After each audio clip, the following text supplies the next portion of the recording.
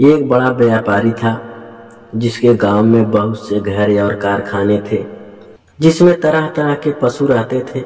एक दिन वह अपने परिवार सहित कारखाने को देखने के लिए गांव गया।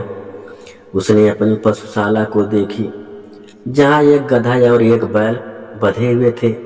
उसने देखा कि वे दोनों आपस में बात कर रहे थे। वह व्यापारी पशु पक्षियों की बोली समझता था। वह चुपचाप खड़ा होकर दोनों की बातें सुनने लगा। बैल ने गधे से कहा, तू बड़ा ही भाग्यशाली है, सदैव सुखपूर्वक रहता है। मालिक हमेशा तेरा ख्याल रखता है। तेरी रोज मलाई दलाई होती है। खाने को दोनों समय जल और पीने के लिए साफ पानी मिलता है। इतने आदर सत्कार के बाद भी तुझसे केवल यह काम लिया जाता है कि कभी काम पड़ने पर मालिक तेरी पीठ पर बैठकर कुछ दूर चला जाता है। तुझे दाने घास की कभी कमी नहीं होती और तू जितना भाग्यशाली है मैं उतना ही अभागा हूँ। मैं सवेरा होते ही पीठ पर हल लाद कर जाता हूँ। वहाँ दिन भर मुझे हल में जोत कर चलाते हैं। हल वाला मुझ पर बराबर चाबुक चलाता रहता है। उसके चाबुकों की मार से पीठ और जुएं से मेरे कंधे छिल गए हैं। सुबह से शाम तक ऐसा कठिन काम लेने के बाद भी ये लोग मेरे आगे सूखा और सड़ा भूसा डालते हैं जो मुझसे खाया नहीं जाता। रात भर मैं भूखा प्यासा अपने गोबर और मूत्र में पड़ा रहता हूँ और तेरी सुख सुविधा पर जलता रहता हूँ। गधे ने यह सोचकर कहा, ए भाई, जो कुछ तू कहता है सब सच है। सचमुच तुझे बड़ा कष्ट है, किंतु जान पड़ता है तू इसी में प्रसन्न है। तू स्वयं ही सुख से रहना नहीं चाहता। तू यदि मेहनत करते करते मर जाए तो भी ये लोग तेरी दशा पर तरस नहीं खाएंगे। तू एक काम कर, फिर वे तुझसे इतनी मेहनत नहीं लिया करेंगे और तू सुख से रहेगा। बैल ने पूछा कि ऐसा कौन सा उपाय हो सकता है। गधे ने कहा, तू अपने को रोगी दिखा, एक शाम का दाना भूसा ना खा और अपने स्थान पर चुपचाप लेट जा। बैल को यह सुझाव बड़ा अच्छा लगा। उसने गधे की बात सुनकर कहा, मैं ऐसा ही करूँगा। तूने मुझ पर बड़ा अच्छा उपाय बताया है। भगवान तुझे प्रसन्न रखे। दूसरे दिन प्रातःकाल हल वाला जब पशुशाला में यह सोच कर गया कि रोज की तरह बैल को खेत जोतने के लिए ले जाए तो उसने देखा कि रात की लगाई सानी ज्यों का त्यों रखी है और बैल धरती पर पड़ा हाँफ रहा है। उसकी आंखें बंद हैं और उसका पेट फूला हुआ है।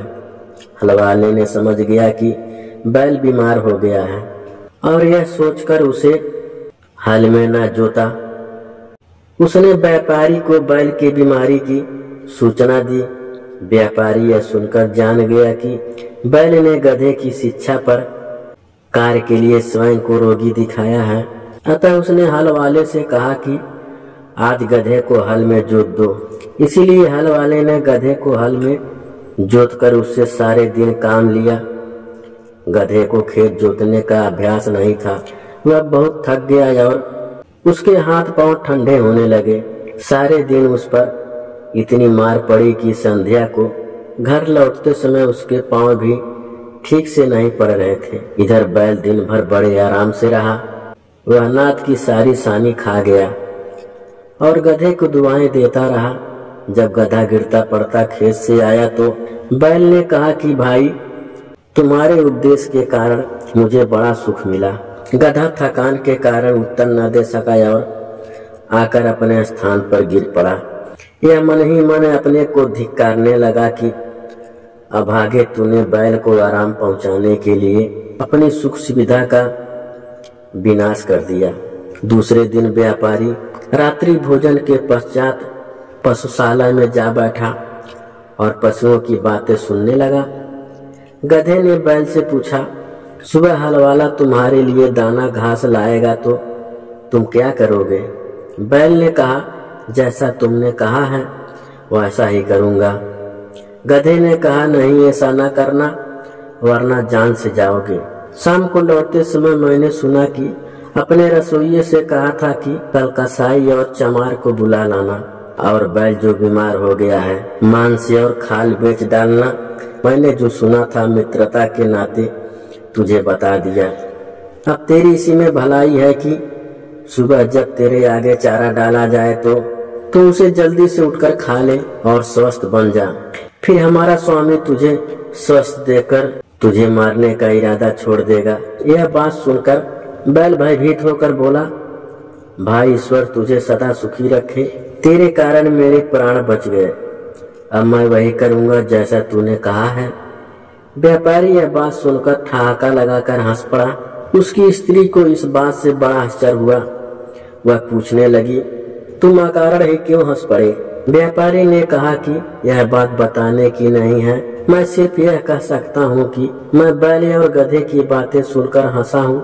मुझे भी वह विद्या सिखाओ जिससे पशुओं की बोली समझ लेते हैं। व्यापारी ने इससे इनकार कर दिया। स्त्री बोली, आखिर तुम मुझे क्यों नहीं सिखाते?